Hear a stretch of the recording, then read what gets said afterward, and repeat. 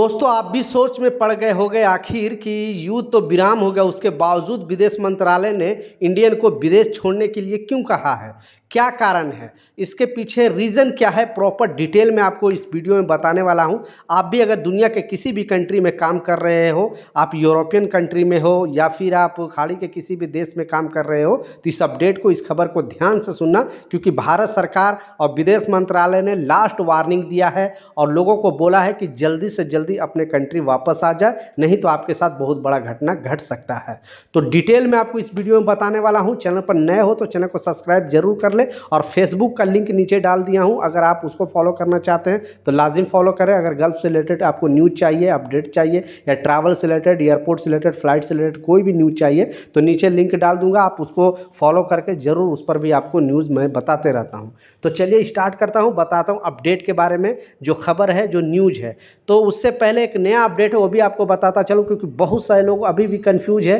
कि अभी खाड़ी देश में जो फ़्लाइट जा रही है कि नहीं जा रही है, यानी फ़्लाइट का अपडेट क्या है, यानी इंडिया से दुबई फ़्लाइट जा रही है कि नहीं, या दुबई से अगर हमें इंडिया आना है या ओमान जाना है, कतर, बहरीन, सऊदी, कहीं पर भी, क्योंकि ज़्यादातर जो फ़्लाइट का प्रॉब्लम था वो खाड़ी देश में ही था। और खाड़ी देश के वजह से, यानी दुबई के वजह से, दुबई के एयर स्पेस बंद होने की वजह से यूरोपियन जाने वाले भी फ़्लाइट बहुत सारे, मतलब शेड्यूल चेंज हो चुका था, तो बहुत सारे लोग परेशान थे। तो फिलहाल जब से ये 15 दिन के लिए युद्ध जो है वो विराम लगा है, आपको मालूम है कि यूएस ने युद्ध विराम का ऐलान किया और बताया है कि 15 दिन तक कोई ना ईरान हम पे हमला करेगा ना हम ईरान पे हमला करेंगे, तब 15 दिन तक कोई भी किसी पर हमला नहीं करेगा। तो इसका जो बैठक है इस्लामाबाद में होने वाला है, और इस्लामाबाद में यानी फ्राइडे से, ये चीज़ कल से ही ये स्टार्ट हो जाएगा दोनों दल के बीच में। तो इसकी खुशखबरी तो सारे कंट्री में है, जैसे खाड़ी देश, Oman, Qatar, Saudi, Bahrain, Dubai, हर जगह पे इसकी खुशखबरी है युद्ध रुकने के वजह से। और बाकी देशों में भी, जैसे इंडिया में भी आपको पता है कि एलपीजी का कितना प्रॉब्लम चल रहा था,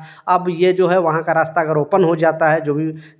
जो जहाज आती थी, तो उस वजह से थोड़ा ना, मतलब कुछ ना कुछ राहत मिलेगा। पेट्रोल डीजल का भी जो है प्रॉब्लम, क्योंकि बेसिकली यूरोप कंट्री में भी पेट्रोल डीजल का जो प्राइस है वो हाई होने जा रहा था और लगातार बढ़ते जा रहा था, लेकिन इंडिया में गवर्नमेंट को थोड़ा सलूट करना पड़ेगा, क्योंकि ये प्राइस को अभी तक जो है नॉर्मली करके रखा था, इन्होंने बढ़ाया नहीं था। बाकी दुनिया के हर कंट्री में प्राइस जो है पेट्रोल डीजल का बढ़ा दिया गया था। तो अब एक भारत सरकार ने एक बड़ा डिसीजन लिया है, एक नया अपडेट जारी किया है और बताया है, और कि वहाँ से आपको जल्दी से जल्दी रिटर्न आना पड़ेगा, क्योंकि आखिर युद्ध विराम होने के बावजूद भारत सरकार क्यों ऐसा कहा, क्योंकि एक अभियान चलाया गया था। आपको पता है कि खाड़ी देश से, अकेले खाड़ी देश से लगभग 4,75,000 इंडियन को वापस बुलाया गया था। कुछ इंडियन ऐसे भी थे जो एयरपोर्ट पर जाकर फंस गए थे, जैसे टूरिस्ट वीज़ा पे दुबई में गए थे, वहाँ पे फंस गए थे। बहुत सारे लोग इंडियन ऐसे थे जो छुट्टी आ रहे थे, क्योंकि वहाँ पे प्रवासी काम करते, 1 करोड़ से ज़्यादा भारतीय सिर्फ खाड़ी देश में काम करते हैं।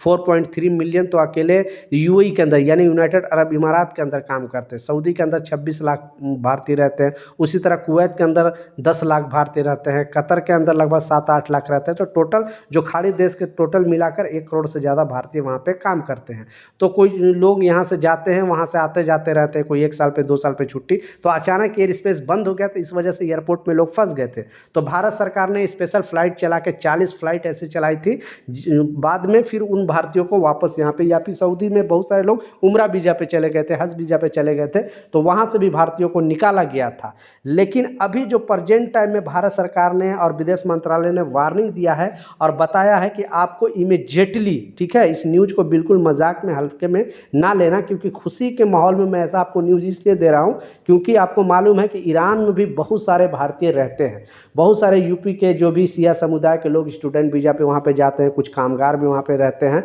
तो उन लोगों को लास्ट वार्निंग दिया है कि आप जल्दी से जल्दी ईरान छोड़ के वापस अपने कंट्री आ जाओ। अब आई डोंट नो इसके पीछे क्या लॉजिक है, शायद इंटरनल रिपोर्ट पता होगा कि अगर समझौता नहीं हुआ तो और भी भीषण युद्ध हो सकता है। इस वजह से अपने नागरिकों को भारत ने यहाँ पे बुलाने का ये दिया है, वार्निंग दिया है। वहाँ का दूतावास भी, विदेश मंत्रालय ने भी क्लियरली बता दिया है। तो आप भी अगर ईरान में रह रहे हो, या फिर आपकी पड़ोसी या कोई भी आपके जानने वाला, पहचानने वाला अगर ईरान के अंदर जॉब करता है, पढ़ता है, लिखता है, तो उसको जल्दी वहाँ से वहाँ, यानी ईरान को छोड़कर अपने कंट्री आ जाना चाहिए, क्योंकि विदेश मंत्रालय ने सभी ईरान में रहने वाले भारतीयों को वार्निंग दिया। बाकी दूसरे देश में रहने वाले इंडियन पर अभी तक कुछ नहीं, लेकिन विदेश मंत्रालय ने बोला है कि मैं रिपोर्ट बनाया है। हमारे नागरिकता का जो सुरक्षा है उसका सबसे बड़ी जिम्मेवारी हमारी है, और कोई भी अगर इस तरह का प्रॉब्लम आगे भी होता है तो भारत सरकार एक्टिव रहेगी और अपने नागरिकों को निकालने के लिए पूरी तरह से तैयार रहेगी। तो आपको बिल्कुल, जो भी खाड़ी देश में रहते हैं, आपको बिल्कुल टेंशन लेने की ज़रूरत नहीं है।